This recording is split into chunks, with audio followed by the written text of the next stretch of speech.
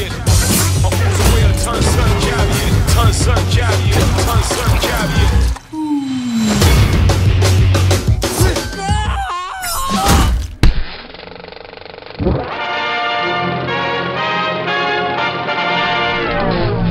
Welcome back to Negative Cutters, the movie trailer review podcast. I'm your host, John Beck, and joining me again is Paul Fox. How's it going, Paul?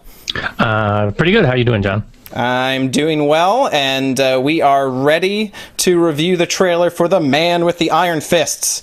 If you have not checked out the trailer yet, RZA might come find you in your house and punch you in the face with his iron fists like this. Now, go check out on the link down on the description and watch the trailer. And now let's break this one down. This is a kung fu movie presented by Quentin Tarantino. So just to ride the success of Kill Bill and Volume 1 and how many volumes are there to Kill Bill? 2, I believe. Is it just 2? Everything's supposed to be a trilogy these days, isn't it? So yeah, you've got Quentin Tarantino presenting, and other than that, it's a RZA fest. From the Wu-Tang Clan, you've got RZA writing, directing, and starring in this over-the-top kung fu movie. Fox, what?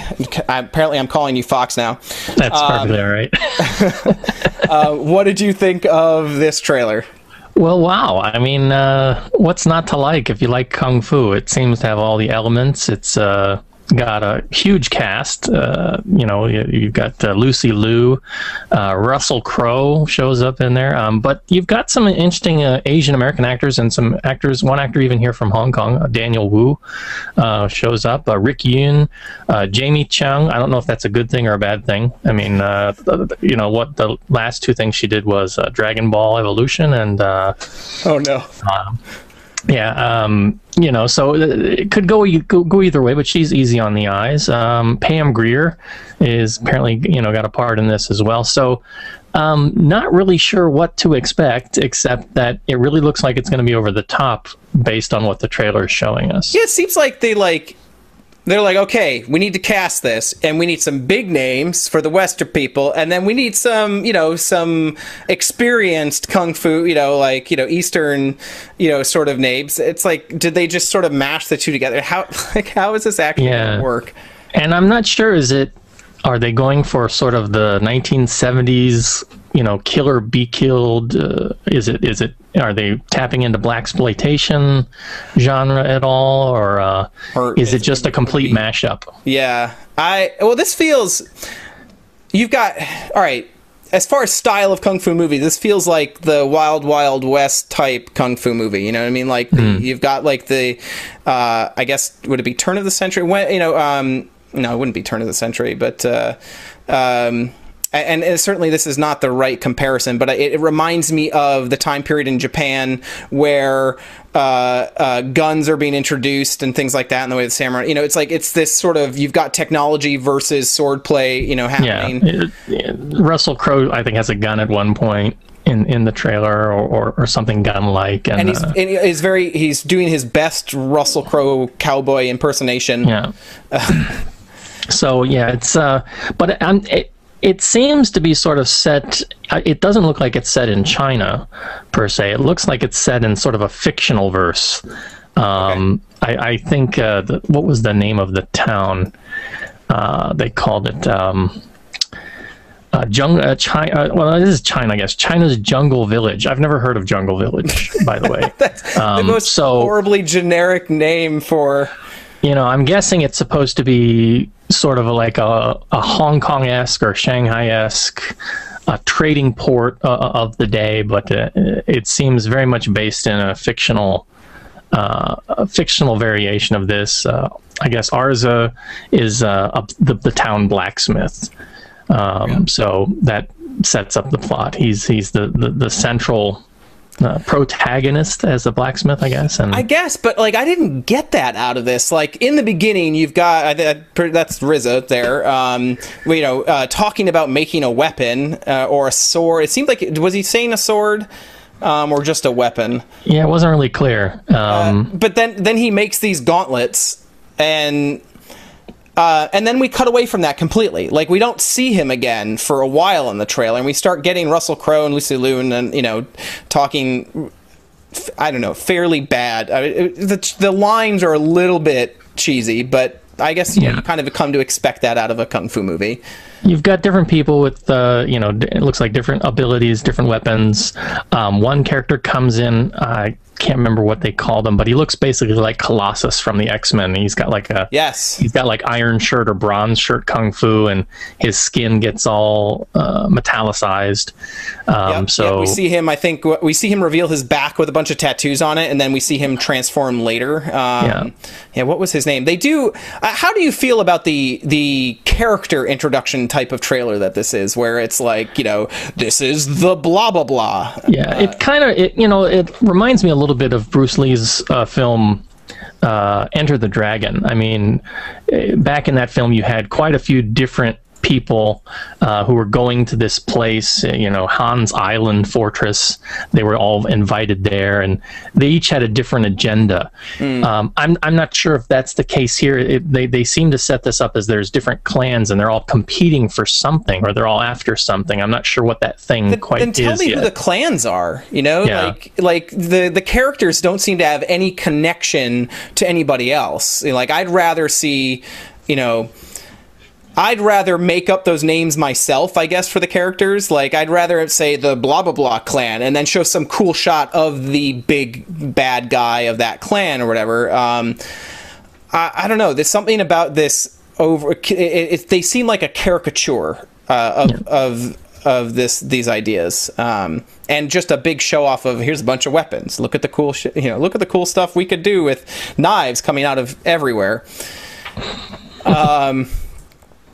So, all right. Well, we were talking about RZA the blacksmith, and the thing that weirded me out about that was he's like one of the last people mentioned, and it's like, and he's the blacksmith, and the whole movie is entitled not the blacksmith, but the man with the iron fists. So then I'm like, is that the guy? Is that, you know, my assumption is that he's something bad happens to him. They betray him. They kill his family. They do something terrible, and he decides to make these weapons for himself and go and get revenge. That's my expectation. I could be totally wrong on that. I think you have a high chance of being absolutely right, because that seems like a fairly cliched plot line, and everything about this feels a little cliche, but fun. Like, that's the thing. I'm not saying that this movie doesn't look like it's going to be a lot of fun, but it doesn't look. Is there anything really new? Have you seen something new out of this trailer, Paul? Not really. I mean, we've got a lot of flashbang boom, slow motion action scenes in places. It looks like they're, you know, Russell Crowe's got a couple one-liners.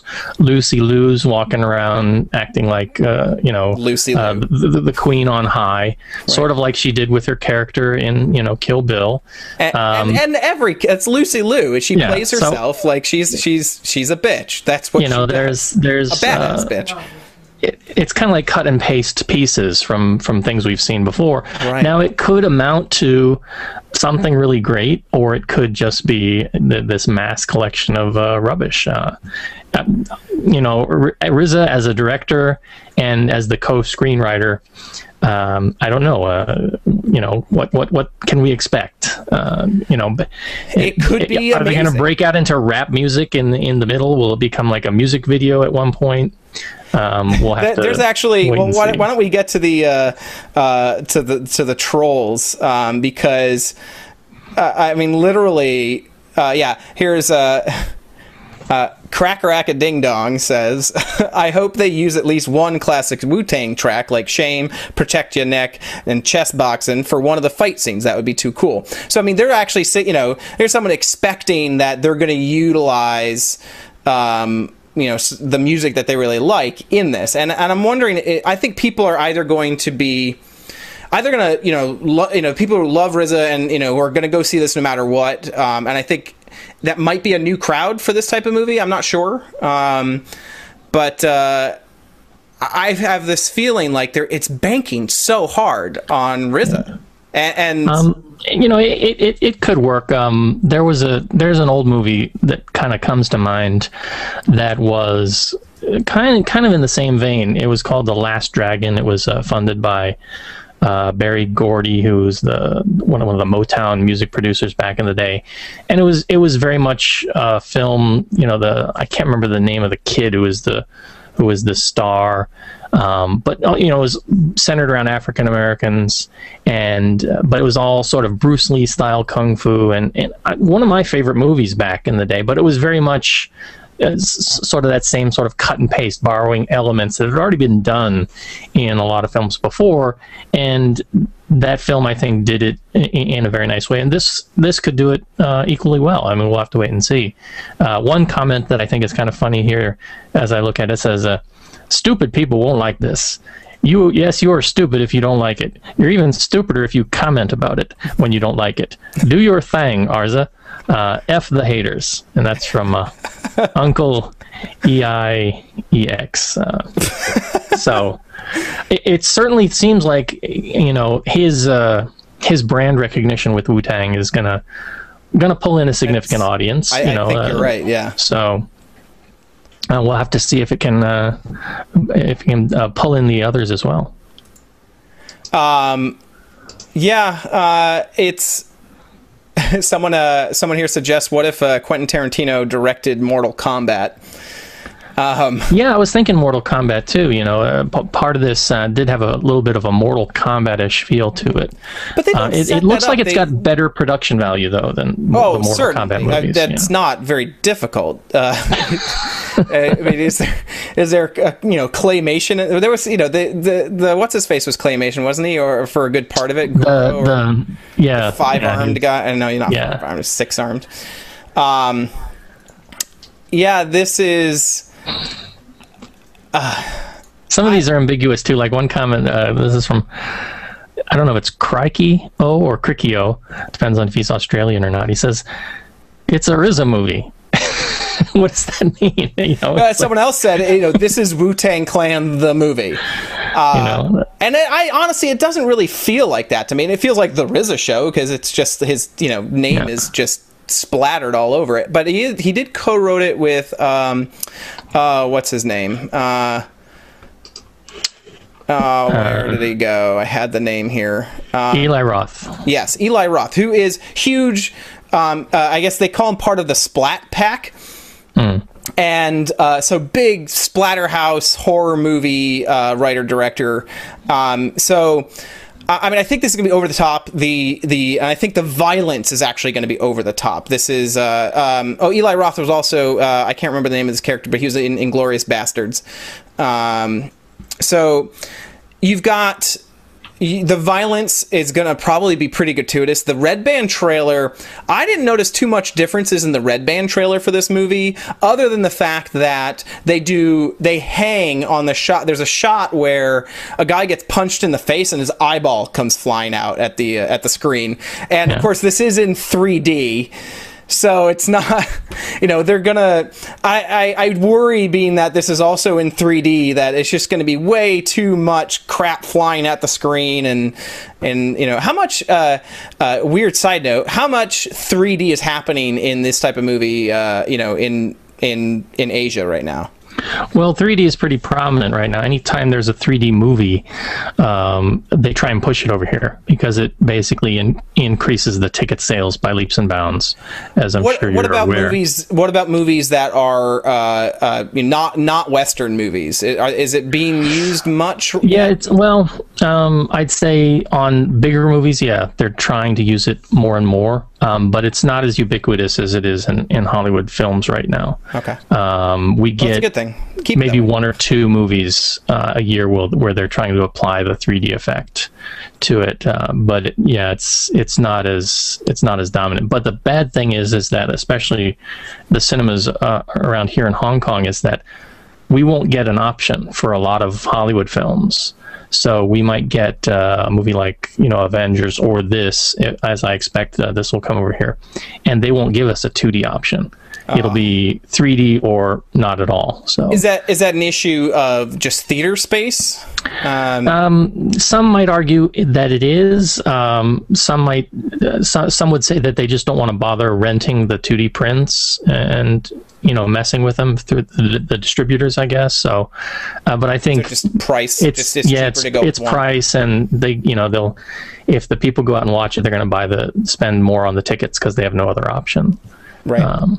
That's true. Even though I think the sentiment's the same. At that point. Yeah, the sentiment's the same. I mean, most of my friends in the States don't really like 3D. I personally don't really get into 3D unless it's like a Pixar film. If I had an option to see this one in 3D, The Man with the Iron Fists, or 2D, I'd probably go the 2D route because the action is too fast.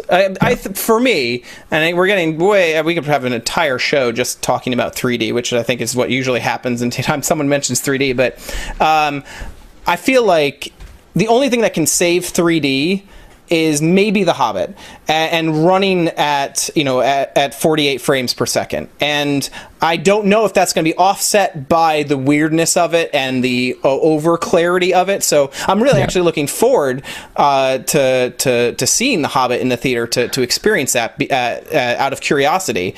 But the biggest thing that I hate, I think I mentioned this a couple years back, there was the Step Up to the Streets, or it was like Step Up 3D or something like that. Yeah. The dance movie, and it was a 3D trailer in I forget what movie it was ahead of, but so I saw it in 3D, and the dancers are spinning around like doing like break dancing and stuff, and it's stuttering like this, like it was coming soon. Negative Cutters in 3D. Yeah. Oh, no one saw that. Oh, well. All right. So, yeah, it's... I think the 3D in this is just a stupid gimmick. And maybe the whole movie is a gimmick, but I have a feeling it's going to be a fun movie. So let's do final verdict here. Paul Fox, when would you see this movie? I'd see it, pretty much the weekend that it was released. It's really kind of right up my alley in terms of the content. Again, it's got a bunch of actors that I look forward to seeing, some from Hong Kong, a couple from Hong Kong, a lot of Asian American actors who don't really get a lot of screen time. So, I'd certainly want to go out and support their work. And, again, like you said, it really looks like a popcorn-esque, over-the-top movie. It could stink. I wouldn't be surprised if it does, but it could surprise us as well. I will not pay for this. I'll say it right now. I won't. I will not pay for it. It looks like a lot of fun, but it's not the type of... It's not something that's going to drag me out to the theaters. This trailer is... the movie just seems like fluff to me. I'm not going to say I'm never going to see it, but it would have to... The stars would have to align correctly in order for me to see this. I will say, though, I would go see it on a sneak peek. A free like, if I got free tickets to see it in the theater, I'd jump at the chance, because I think it would be a fun movie to see in the theater, but I would never pay for it. Yeah. I've had friends say they think it's just a sort of a RZA vanity project. Yeah. And, because he's in the director's chair and he's also the star, and that kind of turns them off. But I'll see it. I'm interested to see what he can do.